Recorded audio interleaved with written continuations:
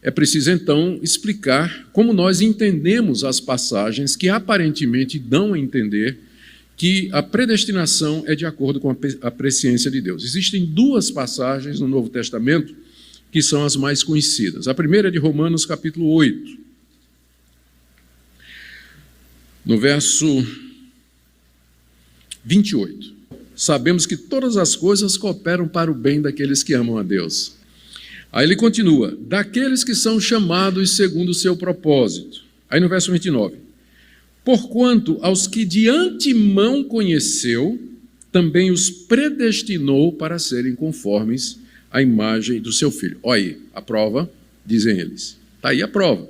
Os que de antemão conheceu, a estes predestinou.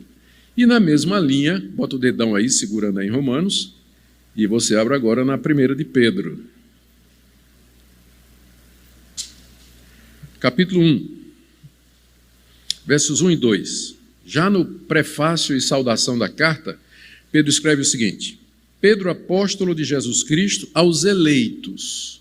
Era assim que os cristãos se reconheciam e se chamavam, os eleitos. Apóstolo de Jesus Cristo aos eleitos, que são forasteiros da dispersão do Ponto, Galácia, Capadócia, Ásia e Bitínia. Eleitos segundo a presciência de Deus Pai. Olha aí a prova, eles dizem, está vendo? Eleitos segundo a presciência de Deus Pai, em santificação do Espírito, para a obediência e aspersão do sangue de Jesus, graça e paz sejam multiplicados e assim por diante. O que nós geralmente respondemos é que o pré-conhecimento de Deus, as palavras que são traduzidas como a presciência ou conhecimento de Deus, elas se referem geralmente a um conhecimento íntimo. Um exemplo do Antigo Testamento, e Adão conheceu a Eva, sua mulher, e ela engravidou e teve um filho a quem pôs o nome de Caim.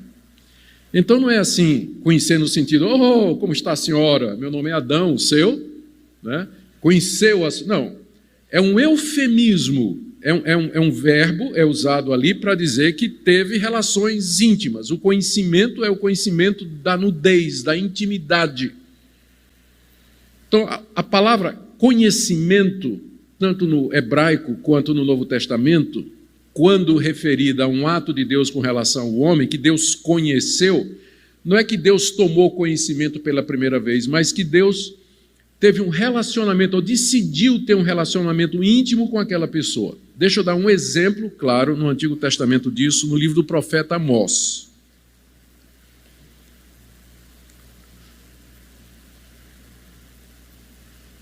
Profeta Amós, capítulo 3, versos 1 e 2.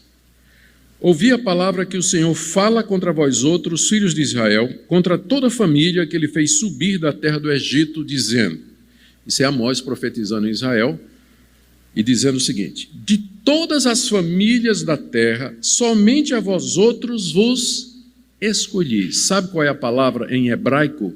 É a palavra para conhecer. Literalmente no hebraico está dizendo assim, de todas as famílias da terra, somente a vós outros vos conheci. Então, como o tradutor sabe que conhecer, nesse sentido, significa resolver ter um relacionamento íntimo, ele já traduziu por escolher. Já traduziu por escolher porque esse é o significado, esse é o sentido da palavra. Quando nós chegamos no Novo Testamento, então, naquelas duas passagens, tanto a de Romanos quanto a da 1 de Pedro, o melhor entendimento é esse mesmo. Os que de antemão conheceu, significa que Deus são aqueles que Deus na eternidade chamou para si, distinguiu para si, para ter com eles um relacionamento íntimo, como a palavra conhecer no Antigo Testamento significa. Então, a eleição baseada na presciência de Deus significa a eleição é baseada no desejo de Deus ou no propósito de Deus de ter um relacionamento com aquelas pessoas. Não é que Deus tomou conhecimento olhando no túnel do tempo, que um dia aquelas pessoas iriam levantar a mão aceitando Jesus e Deus então baseou a sua predestinação na decisão humana. Não. A segunda resposta que a gente dá é que Deus só pode conhecer aquilo que Ele decretou que existisse. Porque fora dos decretos de Deus não existe nada. Deus criou o mundo a partir do nada. Tudo que existe, existe pelo decreto dele.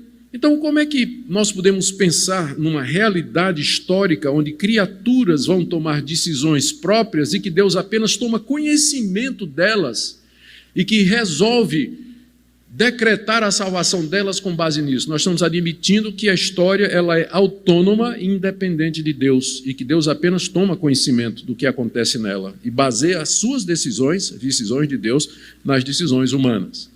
Então, a doutrina da eleição baseada na presciência de Deus, no nosso entendimento, ela não tem, primeiro, é má exegese, é não conhecer o que é a palavra pré-conhecer, ou presciência, ou conhecimento representa tanto no Antigo quanto no Novo Testamento, e é má teologia, porque vai dar ao homem uma autonomia que escapa aos decretos de Deus. Deus só pode conhecer aquilo que ele criou e determinou. Fora do decreto de Deus não existe história. Não existe nada. O que existe, acontece. O que existe, existe porque ele disse, haja isso, haja aquilo outro. Então, fora do decreto criativo de Deus, não existe realidade.